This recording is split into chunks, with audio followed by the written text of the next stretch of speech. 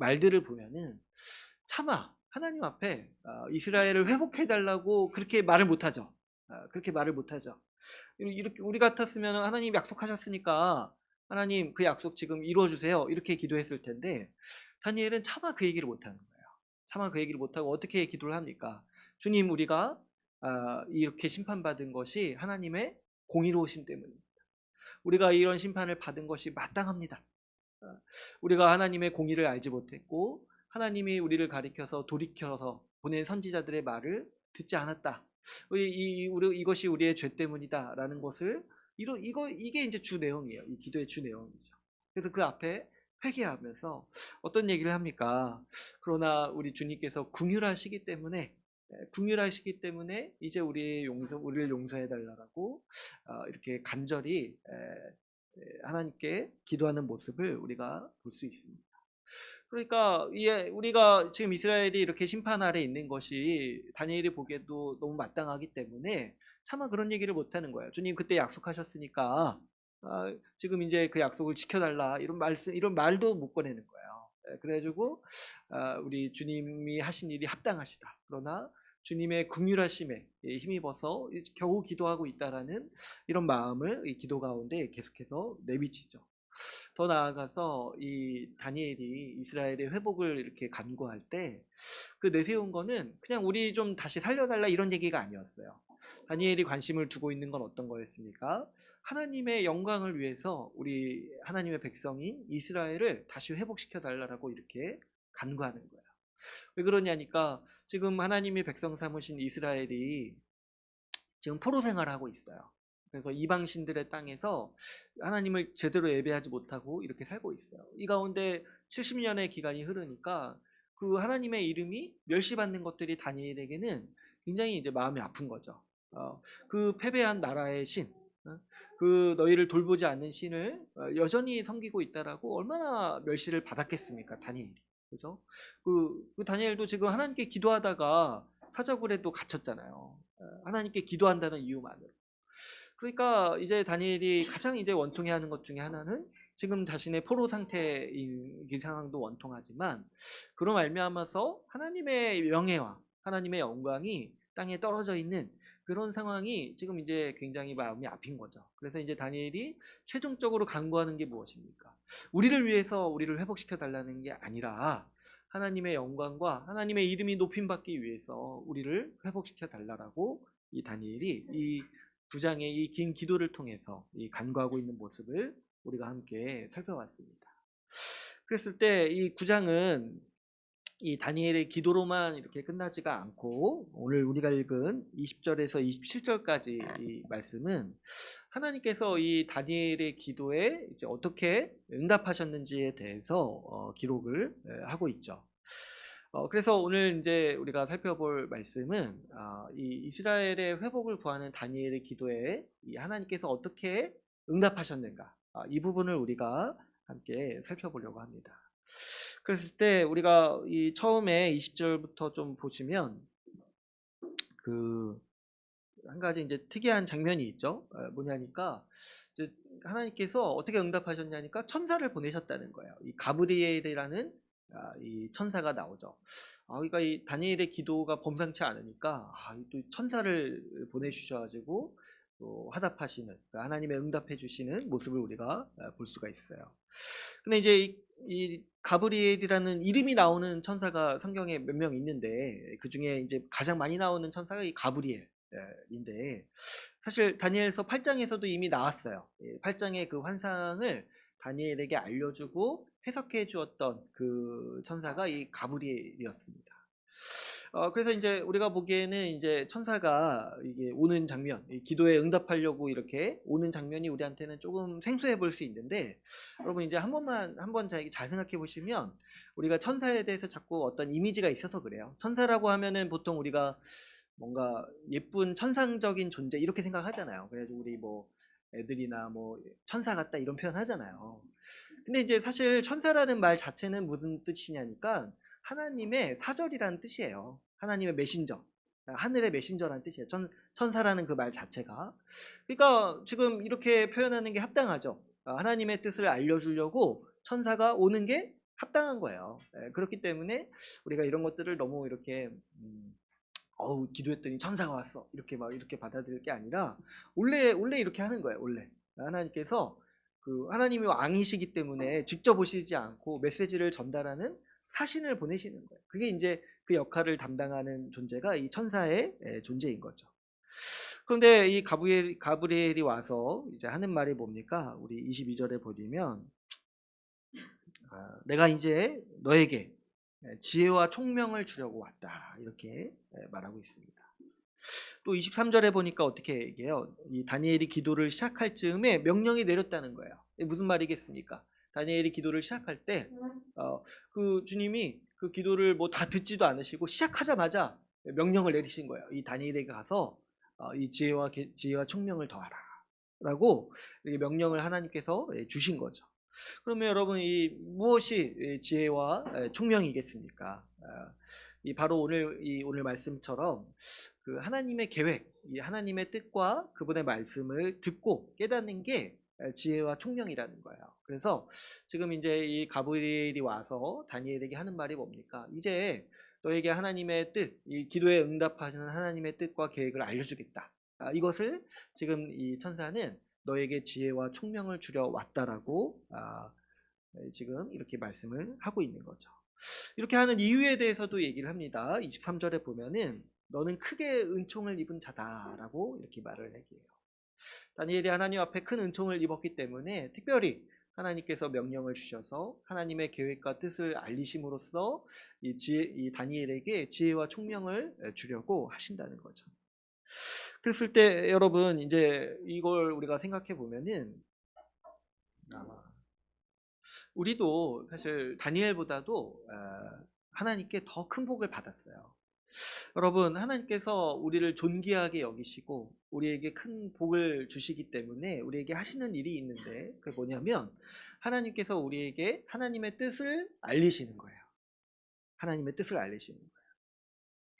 그래서 하나님이 다니엘을 기뻐하시고 다니엘을 귀하게 여기시니까 하나님 우리 다니엘서를 보면은 어떻습니까? 하나님은 다니엘에게 하나님의 계획을 알리시는 것을 기뻐하셨어요. 그래서 우리 다니엘서 2장에서도 보면은 물론 느부갓네살에게도 주셨지만은 구체적으로 그 하나님의 계획을 알리신 거는 다니엘과 그 친구들이죠. 근데 여기서도 뭐냐면 하나님께서 이 다니엘을 기뻐하시기 때문에 하시는 일이 뭐냐니까 그분의 뜻, 그분의 계획을 이 사람에게 알리시는 것을 기뻐하신다는 거예요. 그러니까 여러분 우리가 이 말씀을 통해서 우리가 좀 중심으로 삼아야 될 게 뭐냐면 하나님께서 우리를 기뻐하시기 때문에 그분의 계획과 뜻을 알리시는 것이고 이것이 우리가 신자로서 누리는 복이자 특권이라는 거예요. 복이자 특권. 근데 여러분 우리는 이렇게 보면은 다니엘보다도 더 복받았어요. 그죠? 왜 그렇습니까? 지금 다니엘은 이 하나님의 뜻을 알기 위해서 지금 어떻게 하는 거예요? 지금 금식하고 지금 목숨을 걸고 기도하면서 이 기도하면서 이렇게 하나님의 뜻을 알기 위해서 이제 목숨을 거는 거예요. 근데 이제 우리는 어떻습니까? 우리는 그보다도 더 복받아가지고 굳이 이렇게 금식 안 했는데도 그냥 이렇게 주일에 와서 이렇게 예배 참여해가지고 목사를 통해서 하나님 말씀을 들으면 어때요? 하나님의 뜻을 아는 거예요. 여러분 이번 주에 뭐 금식하신 분 있으세요? 새해인데 더 많이 드시지 않았어요? 평소보다 더 맛있는 거 먹고 많이 드시지 않았어요? 그래가지고 뭐 이렇게 좀 뭐 새해 다이어트 계획에 좀 차질이 있는 기간이잖아요, 그죠? 근데도 금식하지 않고 배불리 먹었는데도 이렇게 주일에 왔는데 하나님의 말씀을 통해서 그분의 뜻을 알려주신다는 거예요. 그러니까 우리는 다니엘보다도 어떻게 그렇게 복받았지 않았어요? 우리는 그게 이제 뭐 한순간도 아니고 매주 이렇게 올 때마다 하나님께서 목사를 세우시고 이 말씀을 듣게 하셔서 또 우리가 들으면 어떻습니까? 하나님의 뜻을 깨닫고 하나님의 말씀을 이해하게 하시는 그런 은혜와 복을 우리가 매주 수시로 이렇게 누리고 있는 거죠. 그러니까 여러분 우리한테는 가브리엘 같은 천사가 안 필요한 거예요. 굳이 천사가 우리에게 올 필요가 없어요. 이렇게 얘기하면 제가 목사가 마치 무슨 천사 이런 역할을 하는 것 같지만 그런 얘기가 아니라 하나님은 우리에게 성령을 주셨어요. 성령을 주셔서 우리에게 하나님의 말씀을 듣게 하시고 또 말씀이 선포될 때 그 말씀을 깨닫게 하셨어요. 다니엘에게는 천사를 통해서 이렇게 보내가지고 사절을 보내서 깨닫게 하셨는데, 우리는 성령을 보내주셔가지고, 성령은 어떤 분이십니까? 우리 하나님이시잖아요. 하나님의 영이시잖아요. 우리는 하나님께서 직접 오셔서 말씀하시는 거예요. 직접 오셔서. 그러니까 오늘날 우리가 기도했을 때 천사가 오지 않습니다.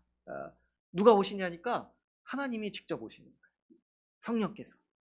그렇기 때문에 여러분, 오늘날 우리가 이렇게 예배를 드리면서 이 말씀을 듣고 말씀을 통해서 하나님의 뜻을 알고, 이런 것들이요, 하나님이 우리에게 지혜와 총명을 주시는 것이고, 또 이것이 우리가 복 받았다라는 강력한 증거라는 거예요. 하나님의 은총을 받았다라는 강력한 증거. 매주마다 하나님의 말씀을 듣고 깨닫는다는 거예요. 그렇기 때문에 여러분, 우리가 이 다니엘이 하나님의 뜻을 알므로써 지혜와 총명을 받았는데, 우리가 그보다 더 큰 복을 받았다는 것을 알고, 우리 26년 한 해 동안 우리 함께 나누는 이 하나님 말씀을 통해서 지혜와 총명을 누리시는 한 해가 되기를 간절히 바랍니다. 이렇게 하고 말씀을 끝나면은 또 얼마나 기쁜 또 한 해가 시작되겠습니까? 그런데 우리가 또 이 9장에 또 나눌 말씀이 많이 있기 때문에 오늘 좀 진도를 좀 더 나가야겠어요. 그랬을 때 오늘 하나님께서 이 다니엘에게 알려주시는 그 하나님의 뜻과 계획이 무엇인가 했을 때, 이 부분이 이제 우리 다니엘서를 이해할 때 굉장히 중요한 부분입니다. 이 9장의 20절에서 27절까지 이 부분이요. 근데 이제 아까 우리가 읽어보시면 좀 아시겠지만, 이제 좀 느끼셨을 수도 있겠지만, 어떤 부분은 좀 읽자마자 이해가 되는데, 어떤 부분은 굉장히 또 이건 또 무슨 말인가 하는 그런 정말 좀 약간 난해한 이런 이제 말씀들이 좀 있는 거예요. 그래서 성경 전체에서 가장 난이도가 높은 본문 중에 하나가 이 다니엘서 9장이에요. 그래가지고 논쟁도 많고 또 해석도 많이 있습니다. 근데 이제 우리가 분명히 알 것은, 사실 이거 다니엘도 어렵다고 해요. 우리 이제 12장에 보면은 다니엘도 뭐 이해를 못하겠다 이런 식으로 이제 하소연을 해요. 근데 이제 사실 우리한테는 다니엘보단 쉬워요. 왜 그러냐면 다니엘은 지금 자기 때 일어나지 못한 일들까지 듣는 거예요. 근데 우리는 어떻습니까? 우리는 하나님이 이미 하신 일들이 무엇인지 알기 때문에 이 말씀이 우리한테는 그렇게 어렵진 않아요. 그렇기 때문에 우리가 좀 이 말씀을 앞으로 좀 1월 한 달 정도 이렇게 같이 살피면서 이 말씀을 통해서 하나님이 어떻게 역사하셨고 그분의 영광을 어떻게 드러내셨는지를 우리가 같이 함께 살펴보기를 원합니다. 오늘 우리 24절을 또 한번 보시면은 이 하나님께서 이 가브리엘을 통해서 이 다니엘의 기도에 이제 응답하시는데, 그 응답하는 내용이 뭐냐니까 24절에 보면은 내 백성과 내 거룩한 성을 위하여 이른 이래를 기한으로 정하였다라고 말씀하고 있습니다. 그러니까 이게 지금 이제 이 에레미야의 그 70년 예언을 계속 기억하지 않으면은 이런 말씀을 하는 게 좀 잘 이해가 안 갈 수가 있어요. 뭐냐니까 여러분, 저희 한번 생각해 보세요. 다니엘이 지금 70년이면 회복될 것이라는 말씀을 가지고 기도하고 있잖아요. 근데 그 기도에 대한 하나님께서 이제 응답을 주시는데 24절에 뭐냐니까 내가 너희 백성을 위해서 71회짜리 계획을 가지고 있다는 거예요. 71회짜리. 그러면 이 71회가 어떤 기간이냐 했을 때, 여러분 우리가 이제 이레라는 단어를 이제 잘 안 쓰니까, 이건 이제 여호와 이레할 때 그 이레가 아니라 그 7일이라는, 그러니까 한 주를 의미하는 단어예요. 한 주. 그러니까 이제 문자적으로 하면은 이 71회라고 하면은 뭐예요? 70주라는 거예요. 70주. 그러면은 이제 우리 또 여기서 산수를 좀 오늘 좀 해봐야 돼요. 70주면은 며칠입니까? 70 곱하기 7 해가지고 490일이죠. 490. 저도 헷갈리게 하면 안 돼. 저도 지금 겨우겨우 하는 거라서 490일이잖아요. 근데 이제 그럼 이게 490일을 말하는 거냐 했을 때 사실 우리가 그렇게 보기가 좀 어렵죠. 왜냐하면 지금 처음부터 다니엘이 기도할 때 70년을 기도하고 있는 거잖아요. 근데 하나님께서 이렇게 말씀을 하시는데 앞으로 일어날 일에 대해서 이렇게 얘기를 하시는데 490일간의 계획이 있다 이렇게 말씀하실 리가 없잖아요. 그죠? 그래서 이제 우리가 이걸 어떻게 이해하냐면 이 7일, 일회를 7년으로 이해를 하는 거예요. 7년. 그래서 그 일을 1년으로 이제 계산을 해가지고 이거는 70년을 7번 반복하는 해. 그래서 총 490년짜리 계획이 있다라는 말씀을 주신다라고 우리가 이해할 수가 있다라는 거예요. 그래서 이해 가시죠? 그러니까 71회라는 건 뭐냐냐? 70년이 7번씩 반복되는 해. 그래서 앞으로 이제 하나님께서 이스라엘을 회복하기 위해서 71회, 490년의 계획을 가지고 있다라는 말씀을 이 다니엘에게 지금 주고 계신다는 거예요. 그러니까 지금 이제 이게 지금 다니엘과 이 천사 사이에 일어나는 역동을 이해해야 되는데 어떠세요? 지금 다니엘은 70년의 포로 생활을 끝내달라고 지금 하나님께 기도하고 있잖아요. 근데 정작 하나님께서 이 가브리엘을 통해서 하시는 말씀이 뭐예요? 내가 내 백성을 위해서 490년짜리 계획을 가지고 있다라고 지금 하나님은 말씀을 하고 있는 겁니다. 그러니까 지금 다니엘이요, 이 말씀을 지금 깨닫는 게 어려울 수밖에 없어요. 왜냐하면 한번 생각해 보세요. 다니엘은 이제 70년이 됐고 70년의 기한이 거의 다 찼다라고 생각을 하고 기도를 하고 있잖아요. 근데 하나님은 오셔가지고 70년뿐만 아니라 490년짜리 계획을 얘기하고 있는 거예요. 그러니까 이게 지금 다니엘이 받아들이기에 얼마나 어렵겠습니까? 지금 다니엘 살 날도 얼마 안 남았어요. 살 날도 얼마 안 남았는데 갑자기 왜 490년 얘기를 하시냐는 거야, 하나님이. 그러니까 지금 여러분 이제 하나님 앞에 기도한다라는 게 얼마나 큰 모험인지 아세요, 여러분? 우리 기껏해야 한 100년 사는 인생이 지금 영원한 삶을 이끄시는 하나님 앞에서 하나님의 뜻을 구하는 거예요. 그러니까 우리의 기도보다 하나님이 얼마나 더 크게 응답하시고 우리의 생각과 우리의 예상과 우리의 계획을 얼마나 뛰어넘으신 그 안목을 가지고 우리를 인도하고 계시는지를 우리가 지금 이 9장을 통해서 우리가 어렴풋이 볼 수가 있는 거예요. 70년, 이제 70년 다 찼으니까 그걸 소망하면서 기도하고 있는데 하나님이 딱 오셔가지고 490년짜리 계획이 있다 라고 이렇게 말씀하시는 그 주님, 그 주님을 향해서 우리가 기도하는 거예요. 그랬을 때 여러분, 근데 이제 이 자세히 보면은 이 계획의 이 중간 단계에 대해서 우리 또 주님께서 말씀을 주십니다. 그래서 이제 25절을 보시면 25절을 보시면 그러니까 이 490년은 총 이 490년은 하나님께서 이스라엘을 완전히 회복하시기까지 필요하신 기간이라는 거예요. 먼저 그래서 24절을 보시면 이른 이래를 기한으로 정하셨느니 이때 어떻게 된다는 거예요? 허물이 그치고 죄가 끝나고 죄악이 용서되고 영원한 의가 드러난다. 그러니까 완전한 회복이 있는 기간이죠. 이 490년 뒤에. 근데 그 전에 무슨 일이 생기느냐에 대해서도 말씀을 하시는데 25절에 보시면 예루살렘을 중건하라는 영이 날 때부터 기름 부음 받은 자 왕이 일어나기까지 7이레와 62이레가 지날 것이다 라고 말씀을 하고 있습니다. 그죠? 이제 여기서 이제 약간 산수가 필요한데 뭐 이렇게 어려운 산수는 아니죠. 7일에는 7일에죠. 7일에. 그리고 62일에는 뭐예요? 62일에죠. 62일에. 그럼 합치면 몇 일이에요? 69일에죠. 그러니까 이 490년에 이 71회가 다 차기까지 69일에까지 어떤 일이 생기냐니까 예루살렘을 중건하라는 영이 나고 기름 부음 받은 자 곧 왕이 일어난다는 거예요. 그런데 그러면 왜 69일이라고 하지 않고 7일에와 62일이라고 이렇게 나눠서 말씀을 하시는가 우리가 좀 생각해 볼 필요가 있겠습니다. 그랬을 때 이 기간에 어떤 일이 있다는 거예요. 예루살렘을 중건하라는 영이 난다. 예루살렘을 중건하라는 명령이 있다라는 거죠. 그리고 보면은 어때요? 그 뒤에 보면 성이 중건되고 광장과 거리가 세워질 것이다 이렇게 얘기를 해요.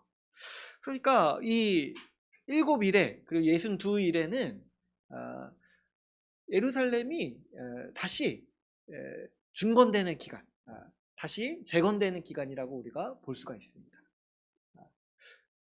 그런데 왜 7일에와 62일에 69일에 중에 왜 7일에와 62일에를 이렇게 나누어서 이렇게 얘기를 하시느냐 했을 때, 이거는 실제 이스라엘의 역사를 보면은 좀 이해를 할 수가 있어요.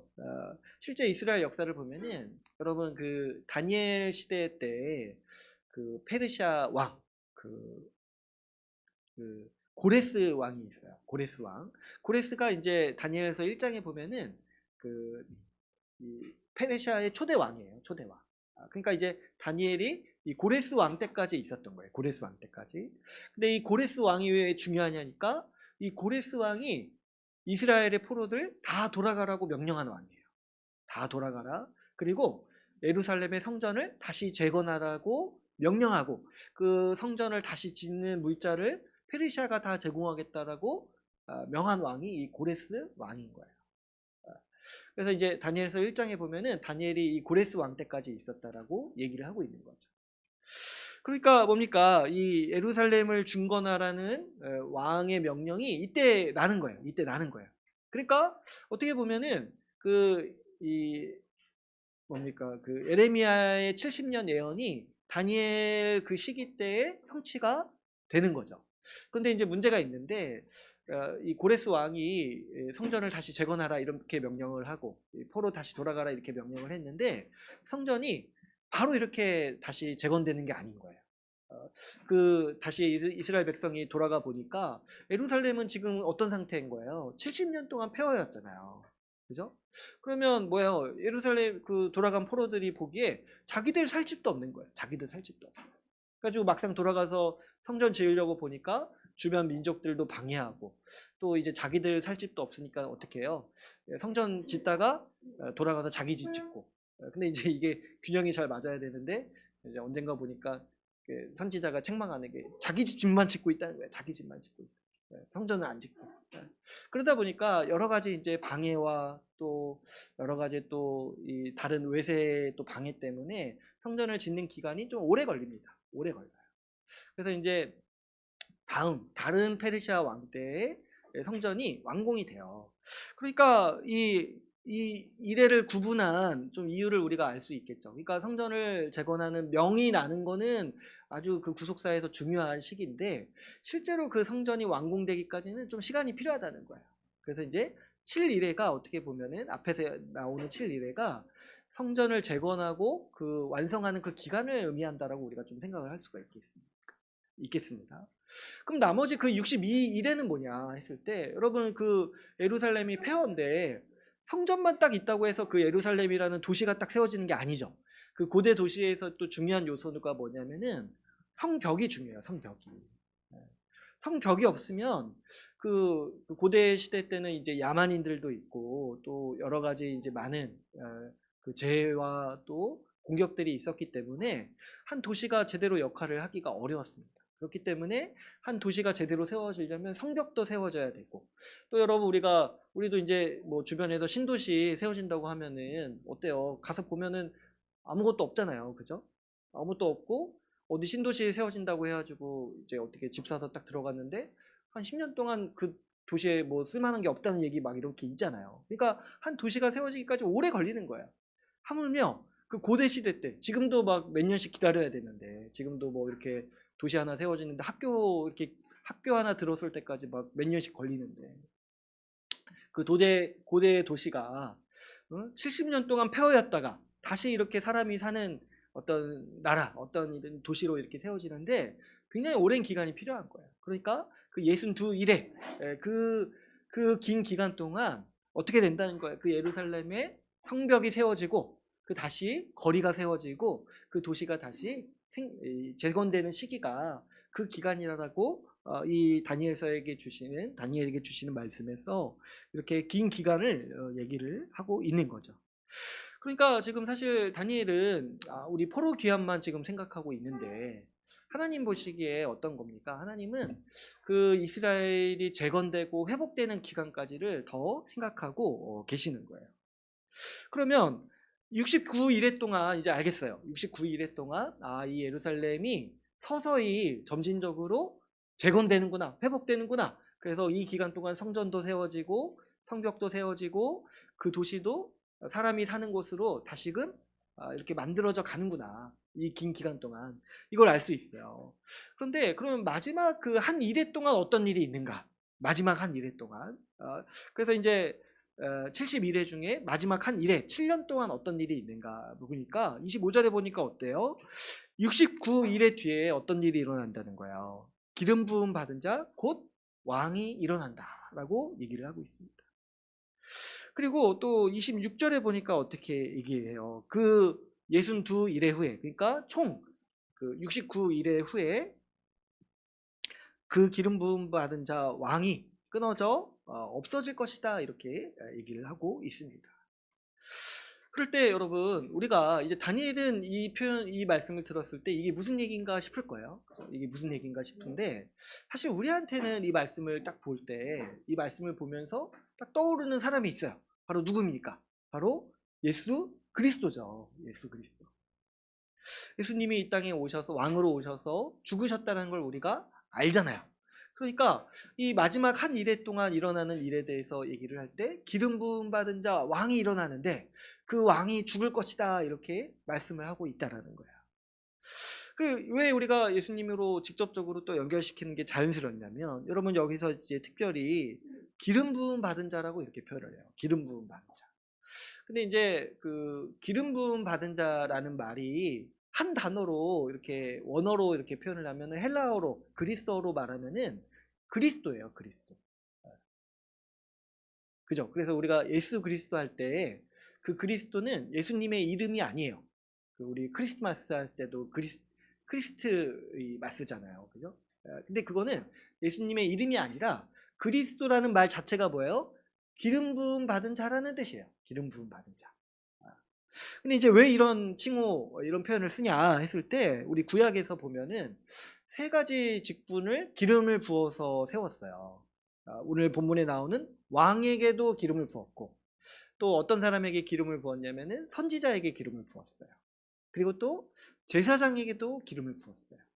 그러면 예수님을 가리켜서 이 그리스도라고 부르는 거는 예수님이 우리의 왕이시기도 하고 우리의 제사장이시기도 하고 우리의 선지자이시기도 하다는 거예요.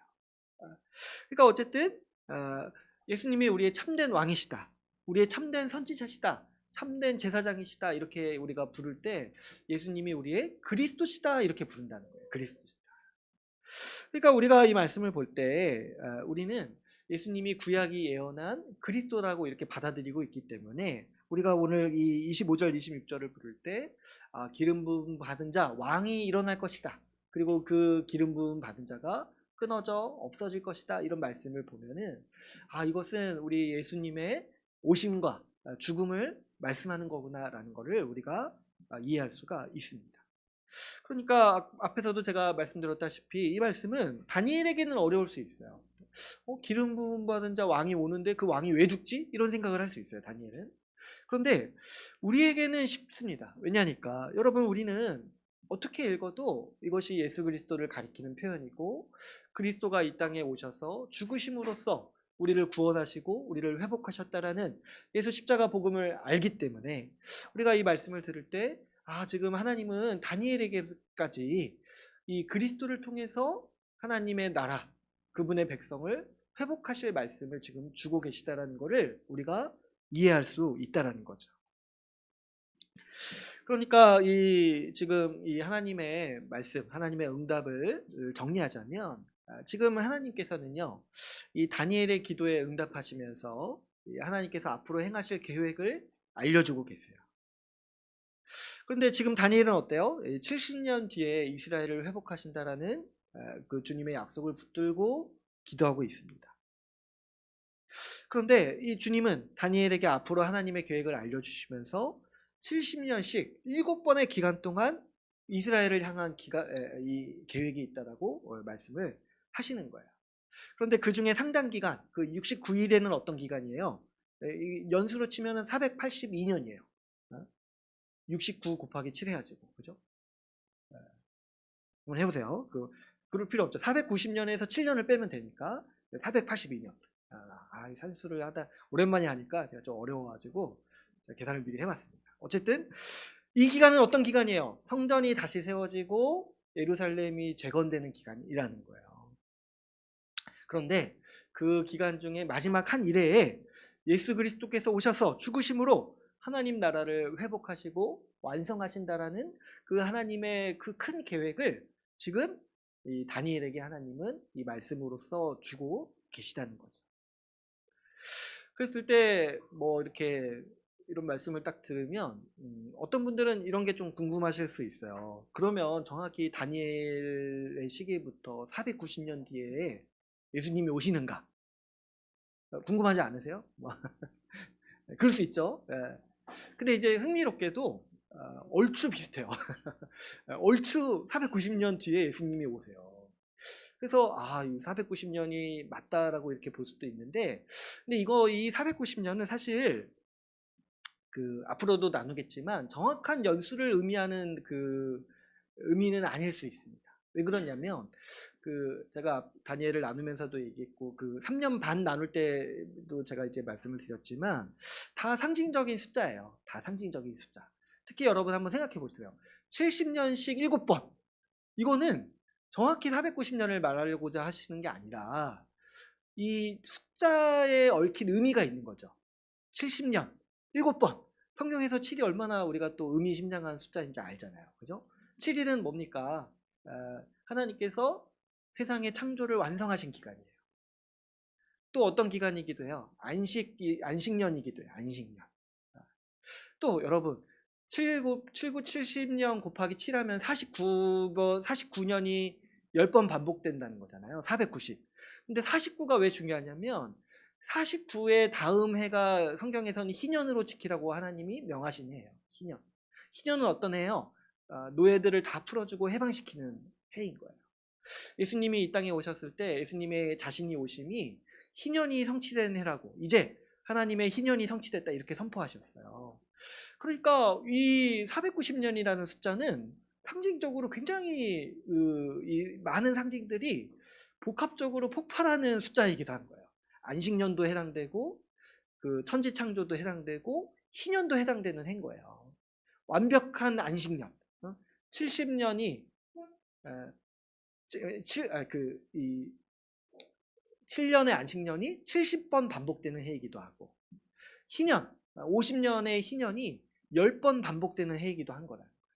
그러니까 이것은 하나님께서 완벽한 희년, 완전한 희년, 완전한 천지창조, 완전한 안식을 주기 위한 기간으로서 하나님이 준비하시는 기간으로서 이 490년, 70년, 71회를 지금 말씀하고 있다는 것을 우리가 이해할 필요가 있겠습니다. 그러니까 이 상징이 정말 어마어마한 상징인 거죠. 근데 이거를 하나님이 이 상징을 만드시기 위해서 에레미야 때부터 준비하신 거예요. 에레미야 때부터. 에레미야한테 70년 예언을 미리 하신 거잖아요. 그러니까 에레미야에게 70년 예언하시고 다니엘에게는 70년씩 7년이다. 71회다. 이렇게 이제 말씀을 주시는 거예요.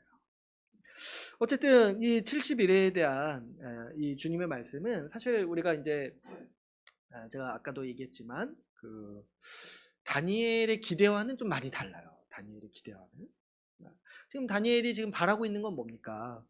이스라엘 백성이 포로 생활을 끝내고 다시 돌아가서 예루살렘을 다시 재건하기를 꿈꾸고 기도하고 있습니다. 그런데 우리 주님은 그냥 이제 그렇게 할 것이다. 내가 이제 이 고레스 왕을 통해서 그 일을 할 것이다. 이렇게 말씀하시면 되는데 그것만 하시지 않으시고 어떻게 얘기를 하시는 거예요? 더 완전한 회복을 내가 준비하고 있다라고 말씀을 하시는 거예요. 그래서 어떻게 얘기를 하시는 거예요? 예수 그리스도를 통해서 하나님 나라를 완성하시고 그분의 백성을 완전히 회복하실 계획에 대해서 주님은 말씀하고 있다는 겁니다. 그래서 우리가 24절을 한번 다시 읽어보면은 이 말씀이 의미심장한 거예요. 24절. 우리 다시 한번 읽어볼까요? 우리 다니엘서 9장 24절 다시 한번 읽어보겠습니다. 시작.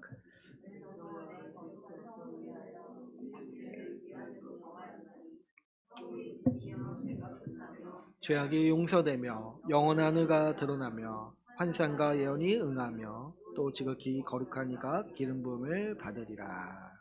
아멘. 24절의 이 표현을 보면은 거의 이 천국의 완성에 대해서 말씀을 하시죠. 하나님 나라 완성에 대해서. 한번 보세요. 허물이 그치고 죄가 끝나요. 죄악이 용서된다. 그리고 영원한 의가 드러난다. 이 완전한 회복에 대해서 하나님이 계획하고 있다는 거예요. 근데 이 완전한 회복은 뭐 이스라엘이 다시 포로에서 귀환한다고 해서 되는 것도 아니고 예루살렘의 성전이 다시 세워진다고 해서 되는 게 아니라는 거예요. 뭡니까?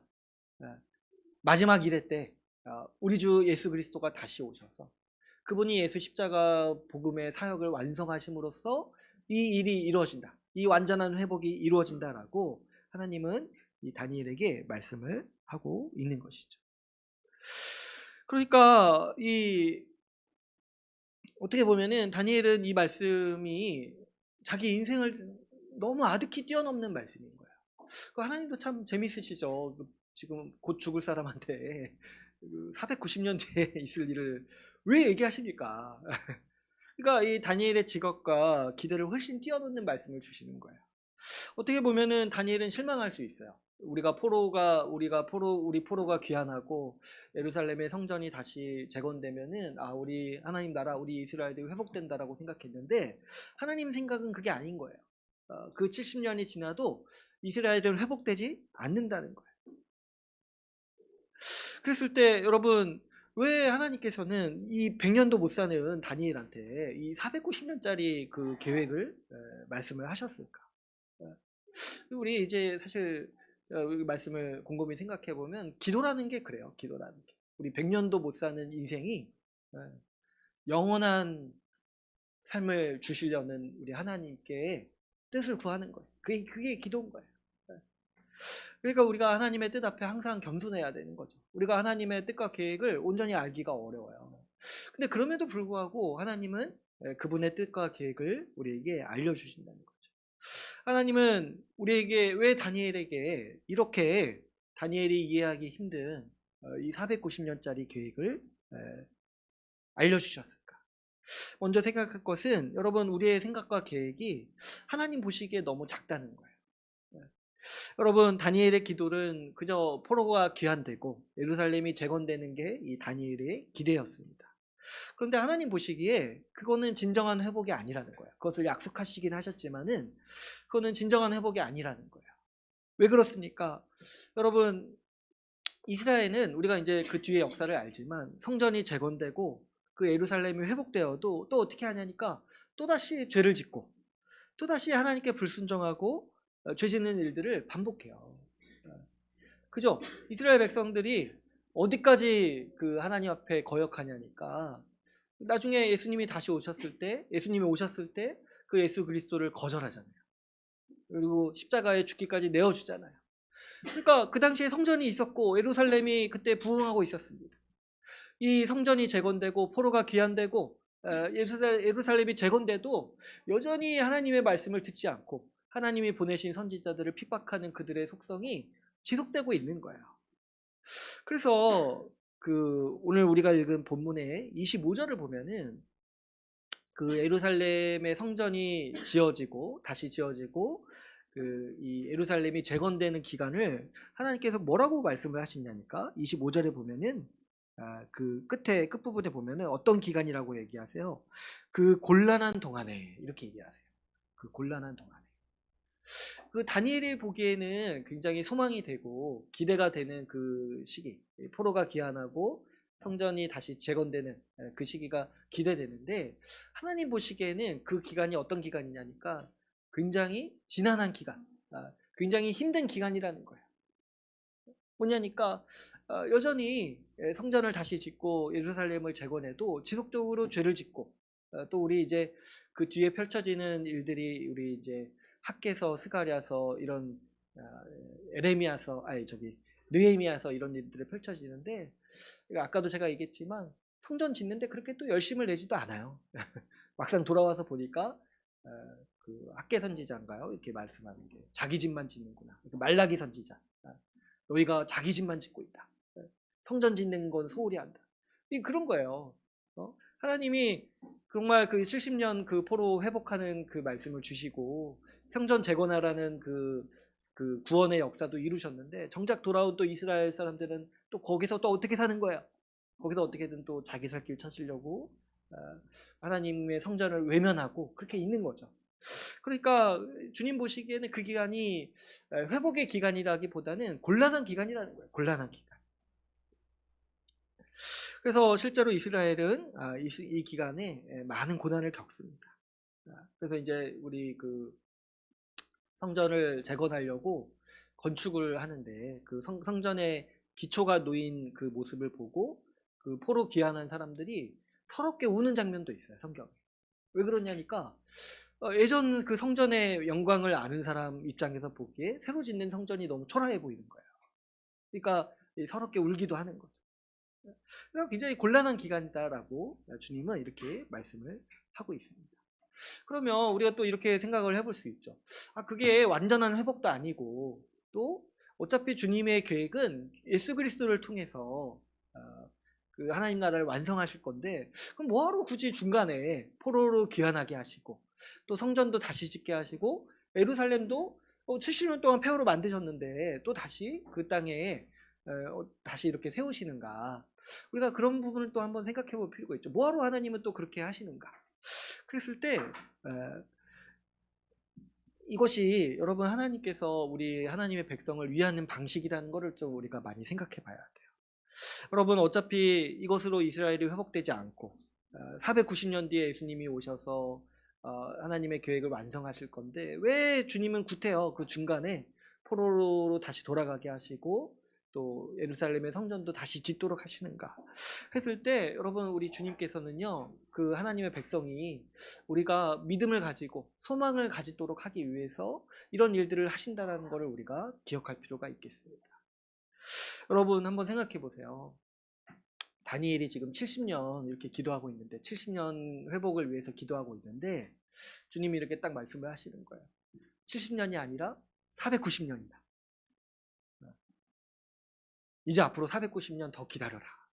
이렇게 얘기하면은 그 당시에 살던 사람들이 무슨 기대와 소망과 믿음을 더 가질 수 있겠습니까? 그죠? 이제 곧 죽을 사람들인데 490년 뒤에 하나님께서 앞으로 뭐 하시겠다고 하면 그래 490년 뒤에 우리가 더 기대해봐지 누가 이렇게 살겠냐는 거예요. 그랬을 때 하나님은 그 사람들의 마음과 생각을 아시고 또 긍휼히 여기셔서 무엇을 말씀하십니까?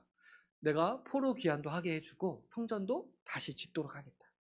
이렇게 함으로써 앞으로 있을 완전한 구원을 더욱더 소망하고 바라보도록 하신다는 거예요. 중간에 그것이 완전한 회복과 기대는 아니지만은 하나님의 백성들이 하나님이 그 일을 이루실 것에 대해서 붙잡고 또 그것을 소망하는 어떠한 이 약속의 소망의 증거로서 하나님은 이런 일들을 하신다는 거예요. 포로로 귀환하게 하시고 포로에서 귀환하게 하시고 성전도 다시 지을 수 있도록 은혜를 베푸신다는 거죠. 그렇게 함으로써 그 돌아간 사람들 그 당시 이스라엘 백성들이 그렇지 우리 주님께서 이 일을 행하셨으니까 그러면 뭐야 앞으로 행하실 완전한 구원이 있다라는 것을 확신하고 기대할 수 있도록 주님은 이렇게 그 확실한 소망의 증거들을 주신다는 거예요. 보증을 주신다는 거예요. 앞으로 있을 확실한 구원을 믿고 의지하도록 소망을 주신다는 것이죠. 그랬을 때 여러분 이 포로기한과 이 성전 재건은요. 그래서 하나님은 이렇게 말씀을 하시는 거예요. 앞으로 있을 확실한 구원의 보증으로서 이것을 주신다. 이것을 통해서 이스라엘 백성들을 구원하시지만은 이것이 끝이 아니고 이것은 이제 시작이라는 거예요. 앞으로 하나님이 하실 더 큰 계획이 있다라는 것을 하나님은 이 지금 일들을 통해서 더욱더 믿고 소망하라고 이 말씀들을 주신다는 것이죠. 그러면 이것만 하시는 것이 아니라 왜 주님은 이 예수 그리스도까지 지금 말씀을 하시는가? 지금 다니엘은 지금 이거밖에 알 수가 없잖아요. 포로 귀환하고 성전 재건할 걸 하나님이 하신다 이거밖에 알 수가 없잖아요. 근데 그런 사람에게 왜 주님은 이 490년 뒤에 있을 그리스도에 대해서까지 말씀을 하시는가 했을 때 우리 주님의 마음이 여기에 있다는 거죠. 여러분 하나님은요 우리 하나님의 백성들이 예수 그리스도를 바라보기를 원하세요. 이 그리스도를 통해서 이루실 완전한 구원과 회복을 바라보기를 원하십니다. 그렇죠, 여러분. 우리가 잘 알다시피 하나님은 구약 백성들에게도 예수 그리스도에 대해서 어렴풋이 말씀하셨어요. 직접적으로 얘기하기가 힘드신 게 왜 그러냐면 아무리 직접적으로 얘기해봤자 그때 당시 사람들이 이해할 수가 없잖아요. 그죠? 몇천 년 뒤에 오실 분을 어떻게 이해합니까? 그 당시 사람들에게. 그래서 그 당시 사람들에게는 그리스도의 어떤 그림자를 계속 알려주고 싶어 하시는 거예요. 그래서 우리가 이제 구약 성경에서도 보면은 그 창세기 말씀에서도 그 가죽옷이 그리스도를 상징하는 모습으로 이렇게 나오잖아요. 생명나무라든가, 그리고 우리가 유월절의 그 어린 양이라든가, 제사제도의 그 어린 양들이 예수 그리스도를 바라보게 하시는 그 하나님의 그 마음인 거야. 어떻게든 하나님이 이루실 완전한 구원, 그 예수 그리스도를 어떻게든 소망하고 바라보도록 하시기 위해서 그 당시 사람들이 이해할 수 있는 방식과 하나님이 주실 수 있는 최고의 지혜로 이 상징들과 말씀으로 이렇게 말씀을 주시는 거예요. 근데 이제 다니엘 때에 이르러서는 이제 하나님 보시기에 진짜 얼마 남지 않은 거예요. 하나님께서 그 몇천 년간 계시해 오셨는데 이제 490년 정도면은 이제 하나님 입장에서 뭐예요? 거의 한 5분 전인 거예요. 5분 전. 예수님 오시기 5분 전인 거예요. 그러니까 하나님은 더 좀 직접적으로 말씀하고 싶으신 거예요. 더 직접적으로. 내가 그리스도를 보낼 것이다. 그래서 이제 다니엘을 통해서는 예수 그리스도에 대해서 아주 구체적인 표현으로 이렇게 말씀을 하시는 거예요. 기름 부음 받은 자 왕을 보내실 것이고 그 왕이 죽을 것이다 라고 주님은 이 다니엘서를 통해서 또 그리스도를 소망하기 위해서 그리스도의 그 그림자라도 보고 바라보게 하기 위해서 주님은 여기 이 다니엘서에 주시는 말씀에 이 490년 뒤에 일어날 일까지 구태여 그렇게 말씀을 하시는 거예요. 100년도 못 사는 사람에게 490년 뒤에 일어날 일까지 말씀을 하시는 거예요. 왜 그러냐니까 우리 하나님의 마음이 그거라는 거예요. 어떻게든 우리가 그리스도를 바라보고 그리스도를 기대하고 예수 그리스도를 붙잡게 하도록 하시고 싶으신 것이 우리 하나님의 마음이고 뜻이라는 것이죠. 그래서 여러분 이렇게 오늘 우리가 이렇게 오늘 26년 첫 예배를 드리는데 71회를 말씀하시는 우리 주님의 말씀을 함께 이렇게 들었습니다. 우리가 이 말씀을 살펴볼 때 70년을 기대하고 기도했던 다니엘에게 이 71회를 말씀하시는 하나님을 보면서 우리 주님의 영광과 그분의 크심과 은혜를 우리가 다시 생각해 볼 수 있어요. 이 100년도 못 사는 인생에게 490년짜리 계획을 말씀하시는 우리 하나님이 얼마나 크신 분입니까? 우리가 하나님의 계획과 뜻을 온전히 다 알지 못하는 이유가 여기에 있습니다. 우리는 잠깐 이 땅에서 내 계획과 내 생각에 따라서 이렇게 살아가지만은 주님은 우리에게 영원한 삶과 영원한 삶의 복락을 우리에게 주시고자 하시는 거예요. 그러니까 때로는 우리 주님의 인도하심과 우리 주님이 우리에게 주시는 삶의 정황들을 우리가 다 이해하기가 어려운 거죠. 왜 지금 이런 일이 있어야 되는지, 왜 이런 시기를 우리가 통과해야 되는지 이런 것들을 잘 이해할 수 없죠. 왜냐하면 주님은 우리 영원한 삶을 바라보시고 우리를 인도하시기 때문에 우리처럼 이렇게 근시안을 가지고 단지 이렇게 앞만 보고 앞날에 살 기대만 가지고 살아가는 사람들에게 이런 하나님의 인도하심이 섭리가 굉장히 쉽지 않은 우리가 이해하기 쉽지 않은 요소인 거죠. 그러나 그럼에도 불구하고 우리가 주님의 계획과 뜻을 다 이해하지 못해도 우리 주님을 신뢰할 수 있는 이유가 있습니다. 왜 그러냐니까 우리 주님이 선하시다는 것을 우리가 신뢰하기 때문이죠. 특별히 오늘 우리 71회를 이 다니엘에게 주시는 그 하나님의 그 뜻과 그 하나님의 성품에 대해서 우리가 나눴는데 여러분 우리 주님은요 우리에게 믿음과 소망을 주고 싶어 하세요. 그래서 어떻게 하셨습니까? 다니엘에게 어떻게 하셨습니까? 490년 뒤에 완전한 회복을 주님은 계획하고 있으시지만 너무 오랜 기간 동안 지치고 낭망할까 봐 주님은 어떻게 하신다는 거예요? 포로 귀환도 허락하시고 성전 재건도 허락하신다는 거예요. 여러분 이렇게 볼 때 우리 삶도 마찬가지입니다. 여러분 우리의 마지막은 정해져 있어요. 우리의 마지막은 영원한 삶입니다. 우리 인생의 끝은요 우리가 궁금한 게 아니에요. 우리의 마지막은 정해져 있어요. 정해져 있어요. 우리의 마지막은 영원한 삶으로 우리 주님과 영원한 복락을 누릴 것으로 정해져 있어요. 지금 아무리 힘들고 어려운 일이 있더라도 여러분 반드시 기억하셔야 되는 게 뭐냐면 우리 인생은 해피엔딩이에요. 해피엔딩이에요. 그래서 미리 결말을 알고 우리 인생을 살고 있는데 우리가 지금 이 땅에 살면서 자꾸 어떻게 힘든 일이 있다고 해서 내 삶이 망한 것처럼 생각하거나 내 삶이 이제 거꾸러졌구나, 나는 이제 망했구나. 우리 세상 사람들이 그런 표현 많이 하더라고요. 이번 생은 뭐 틀렸다 이런 얘기 많이 하더라고요. 그 뭐 다음 생이 없는데 이번 생 틀리면 어떻게 할 겁니까? 우리 삶은요 해피엔딩으로 끝나는 거예요. 우리 삶의 마지막을 우리가 알고 있어요. 근데 그렇다고 해서 우리 주님이 마지막에 너 복될 거니까 다 믿고 참고 견뎌라 이렇게 말씀하시지 않는다는 거예요. 우리 주님은 우리가 마지막에 복을 향해서 가고 있지만 그 중간중간에 힘들다는 거 우리 주님이 너무 잘 아신다는 거예요. 그래서 어떻게 합니까? 우리가 그 중간중간에 힘들고 무너지고 낙망하지 않도록 우리 삶 중간중간에 소망을 주시고 위로하시고 우리를 붙드신다는 거예요. 그래서 우리 주님을 알고 계시는 거예요. 우리가 이제 마지막에 정해져 있고 우리 주님이 주신 구원의 완전한 은혜가 우리 삶의 마지막에 다 성취될 것인데 그 가운데 우리가 수없이 많은 고난과 낙담을 겪을 때 우리가 그것으로 말미암아서 힘들고 넘어지지 않도록 주님은 그 우리 삶 중간중간에도 우리에게 소망과 위로를 주기를 원하십니다. 그래서 가장 강력한 은혜가 이 교회를 주신 것이고 이 교회를 통해서 우리에게 말씀을 주신 거예요.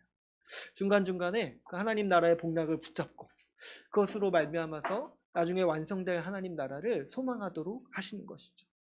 또 그뿐만이 아닙니다. 우리 주님께서 우리 삶을 이끄시고 섭리하실 때 여러 가지 모습으로 우리 삶의 위로와 격려를 더하십니다. 또 왜 그렇게 하시냐니까 우리가 믿음과 소망으로 마지막을 향해서 살아가도록 하시기 위해서 우리에게 믿음과 소망을 주시기 위해서 우리 삶에 여러 가지 도움과 소망과 위로를 더하신다는 거예요. 왜 그렇게 함으로써 우리가 소망으로서 우리 삶을 살아가도록 우리를 인도하시는 분이 우리 하나님이시라는 거죠. 그랬을 때 여러분 우리가 25년을 돌아보면은 정말 많은 일들이 있었죠. 특별히 저도 뭐 우리 지체들 위해서 기도하고 뭐 제 삶도 생각해 보면은 힘든 일들도 많이 있고 또 때로는 어떤 분들은 정말 25년 한 해가 정말 힘들었겠다. 너무 힘들었겠다. 그래서 걱정도 많이 되고 그래서 기도하면서 많이 기도하고 있습니다. 근데 여러분 이걸 반드시 생각해야 돼요. 우리가 낙담하고 힘든 일에만 이렇게 매몰되어 있다 보면은 우리 하나님이 주시는 위로와 격려를 무시한 채 깊은 낙담에 빠져서 살기가 쉽다는 거예요. 우리 주님은 우리에게 소망과 믿음을 더하고 싶어 하셔서 우리에게 천사 같은 지체들을 보내셔서 우리 삶을 위로하시고 우리에게 천사 같은 목사를 보내셔서 하나님 말씀으로 우리 삶을 지탱하시고 하시는데 우리가 자꾸 그 하나님의 그 위로와 소망의 말씀을 듣지 않고 자꾸 내 상황과 환경에만 이렇게 빠져 있으면 우리는 낙담한 채 우리 삶을 그냥 보내기가 쉬워요. 근데 그 낙담한 채 우리 인생을 보내는 게 얼마나 어리석은 일입니까? 왜 그렇습니까? 제가 아까도 말씀드렸다시피 우리 삶은 이미 해피엔딩으로 끝날 게 정해져 있어요. 근데 그 해피엔딩으로 가기까지 그 나중에 웃을 걸 아는데 계속 낙담할 필요가 뭐가 있냐는 거예요. 요즘 여러분 영화 2번 보신 거 그런 기억이 있으세요? 영화 2번 보시는 거? 결말을 아는데 막 영화 보면서 긴장하면서 봅니까? 그 뭐 이렇게 옛날에는 뭐 나홀로 집에 크리스마스 때마다 맨날 봤는데 그 뭐 결말을 아는데 막 볼 때마다 긴장하고 막 이렇게 봅니까? 그렇게 안 보잖아요. 영화 뭐 이렇게 같은 영화 2번 볼 때 긴장하지 않는 이유가 뭡니까? 끝을 알기 때문에 그래요. 끝을 알기 때문에. 어떻게 끝날지 알기 때문에 그런 거예요. 근데 우리 인생도 마찬가지라는 거죠. 어떻게 끝날지 아는데 자꾸 이렇게 힘들다, 자꾸 이렇게 뭐 어려운 일이 있다라고 낙담만 하고 주님이 그 낙담에 빠지지 않도록 주시는 위로와 격려와 또 여러 가지 많은 은혜들을 우리가 무시하면서 산다는 것은 굉장히 어리석은 일이라 할 수 있겠습니다. 여러분, 우리가 우리 삶 가운데 깊은 침체와 낙담의 시기가 있을지라도 우리 마음과 생각을 회복하시는 주님의 은혜와 그 우리를 향한 긍휼하심을 우리가 알아서 여러분, 우리가 우리 주님을 소망하면서 살아가기를 바랍니다. 우리 과거가 아무리 힘들었다 하더라도 주님은 우리가 소망 가운데 26년을 맞이하기를 원하십니다. 26년에 주님께서 복 주시고 더 위로하셔서 우리 삶이 더 충만하고 빛나게 되기를, 우리가 그런 주님을 더 소망하면서 우리 한 해를 시작하기를 바랍니다. 또 마지막으로 또 특별히 주님은 우리가 예수 그리스도를 더욱더 붙잡고 바라보기를 원하십니다. 우리 아까도 말씀을 통해서 살펴봤지만 우리 주님은 어떻게 지금 하십니까? 다니엘에게 어떻게든 우리 주 예수 그리스도를 보여주고 싶어 하세요. 이해하지 못할 것을 알고 다 깨닫지 못할 것을 알면서도 그 그리스도의 그림자만이라도 보이고 싶어 하시는 우리 주님의 마음이 지금 이 오늘 본문 말씀에 나타나 있는 것이죠. 그랬을 때 여러분, 우리를 생각해 보면, 그러나 우리는 지금 다니엘과 같지 않죠. 다니엘은 이해하지 못했지만 우리는 다 이해하고 있습니다. 왜 그렇습니까? 우리는 예수 십자가 복음을 통해서 우리 주님의 영광, 우리 예수 그리스도의 영광을 누구보다도 밝히 봤기 때문입니다. 이제 주님은 우리에게 예수 그리스도를 완전히 밝히 보여주십니다.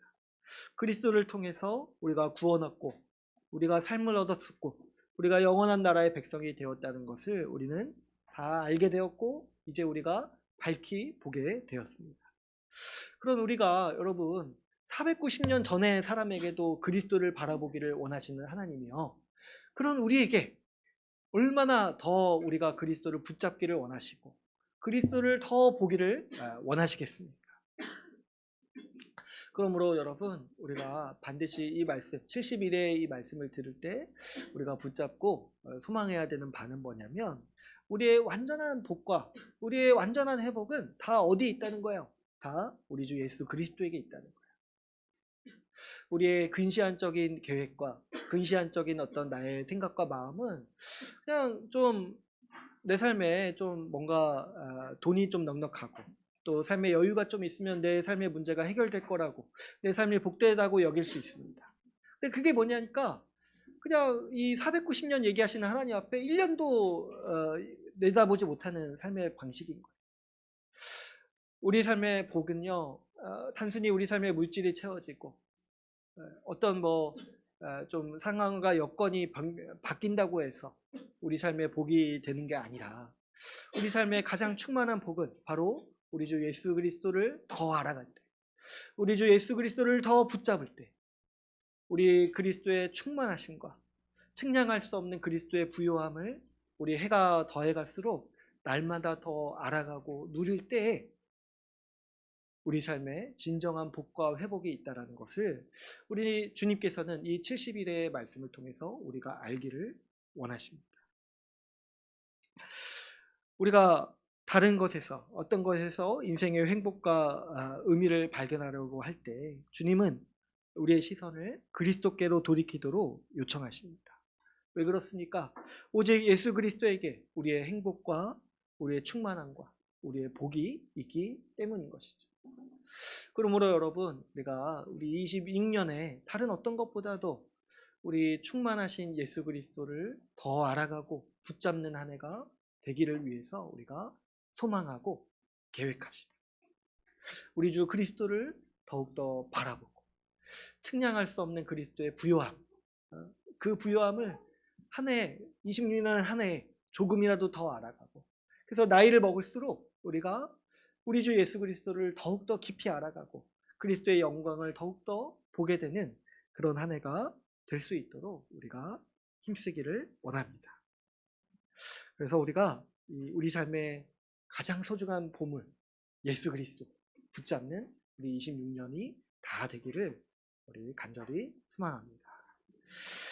우리 오늘 이제 말씀을 맺겠습니다. 오늘은 우리가 70일의 환상을 통해서, 말씀을 통해서 하나님의 계획을 말씀해 주신 우리 하나님의 뜻과 은혜를 같이 함께 살펴봤습니다. 두 가지를 크게 나눴죠. 우리 주님은 우리가 어느 상황에 있던지 간에 우리가 항상 믿음과 소망을 가지기를 원하십니다. 또 무엇보다도 주님은 우리가 예수 그리스도를 바라보고 어떤 상황이든지 어떤 국면에 있든지 간에 우리 주 그리스도를 붙잡고 바라보기를 원하십니다. 우리 주님의 뜻과 우리 주님의 말씀을 우리가 밝히 알아서 이 말씀으로 지혜와 총명을 삼고 우리 힘있게 살아가는 우리 주의 나라 교회가 되기를 간절히 바랍니다.